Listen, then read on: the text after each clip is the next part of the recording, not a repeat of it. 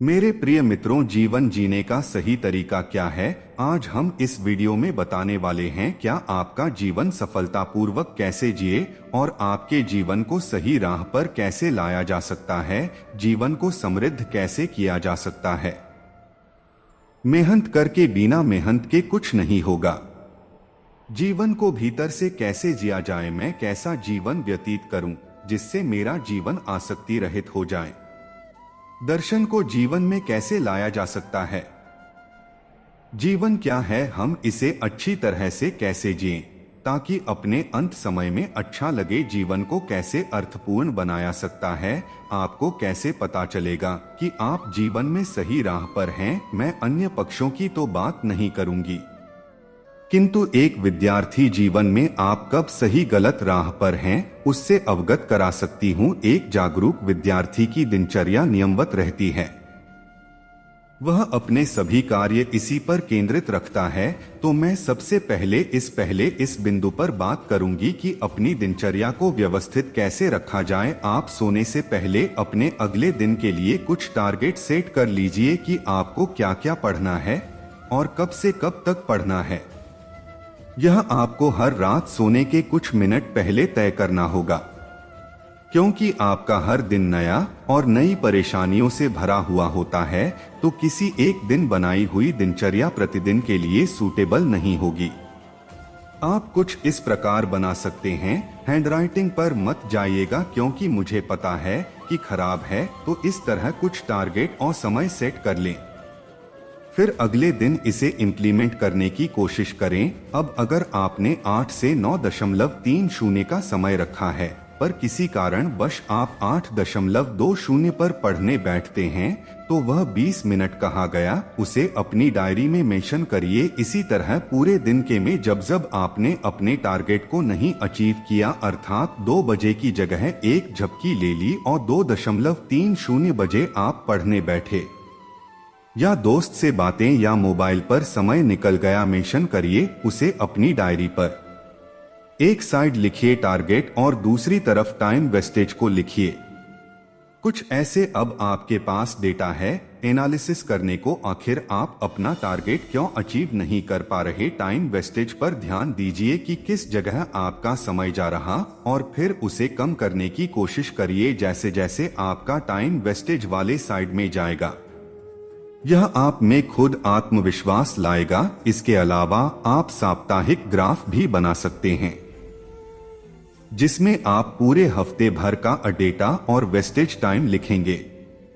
Graph पर data को axis पर और टाइम वेस्टेज को एक्सिस पर रेखांकित करें। अब अगर ग्राफ में आपके हफ्ते का टारगेट पूरा होता दिखाई दे रहा है, यानी ग्राफ पॉजिटिव की ओर है, तो फिर आप 7वें दिन आप खुद को अवार्ड दीजिए। पर अगर ग्राफ नेगेटिव की ओर है, तो आपको 7वें दिन कोई छुट्टी नहीं लेनी है, बल्कि अपने वीकली टारगेट को पूरा करना है। यह system self reward self punishment कहलाता है।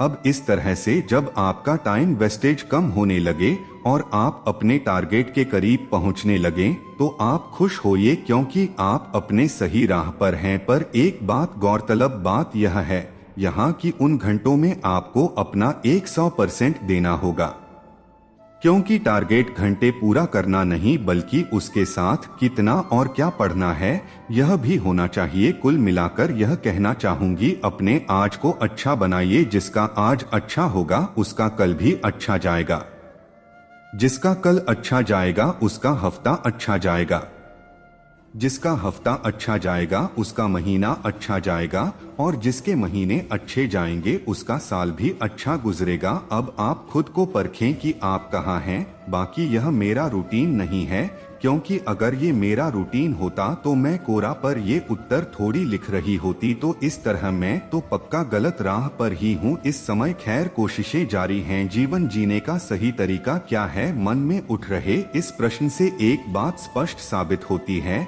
कि अभी तक जीवन जीने का सही तरीका नहीं मिला। यद्यपि इस विषय पर परिवारजनों से, शिक्षकों से, धर्मगुरुओं से और समाज के ठेकेदारों से भी विभिन्न बातें सुनी हैं, समझी हैं और अनेक रास्तों पर चलने का प्रयत्न भी किया है। इसलिए दूसरी बात भी सिद्ध होती है कि अभी तक जाने पहचाने मार्गों में से कोई भी मार्ग समुचित प्रतीत नहीं हुआ। नीति शास्त्र, धर्म ग्रंथ आदि काम नहीं आए और ना ही गूगल सर्च तथा ज्ञान का पिटारा सहयोगी निकले। व्हाट्सएप और ट्विटर पर प्रतिदिन फैलाया जा रहा ज्ञान का विराट भंडार भी इस सवाल का जवाब ना दे सका। कहीं ऐसा तो नहीं कि यह प्रश्न ही गलत है? विभिन्न महाद्वीपों पर हजारों साल में विकसित हुई किसी भी सभ्यता और संस्कृति के पास इसका उत्तर क्यों नहीं है? यदि उत्तर होता तो कोई न कोई उसे अवश्य खोज लेता। भूल यहाँ हो रही है। हम रेडीमेड रास्ता खोज रहे हैं और जीवन के आकाश में कोई हाईवे या पगडंडी तक नहीं है। पंछी उड़ते हैं और पीछे कोई निशान भी शेष नहीं रह जाता।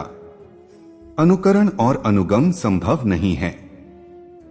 अपनी अपनी जिंदगी हमें अपने ही ढंग से, अपने ही समझ से जीनी होगी। माना कि गलतियां होंगी, भटकेंगे भी, लेकिन इसी तरह क्रमशः सीखेंगे और ज्यादा समझदार बनेंगे। अन्य कोई उपाय ना था, ना है और ना रहेगा। यह रहस्यमय जीवन है।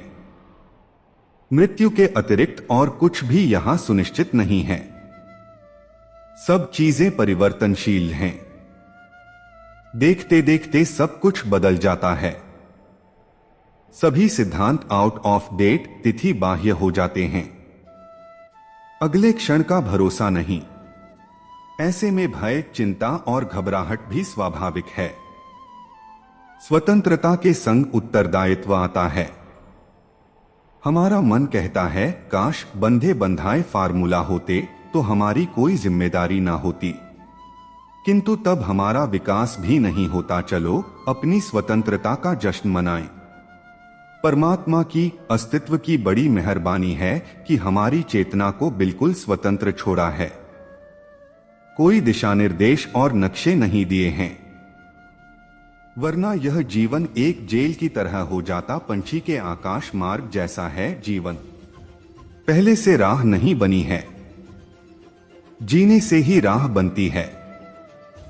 फिर पीछे कोई चिन्ह बाकी नहीं रह जाते। अपने सौभाग्य पर नाज करें और हम होश व प्रेम के संग अपने जीवन को अपनी निजी शैली में आनंद पूर्वक जिएं।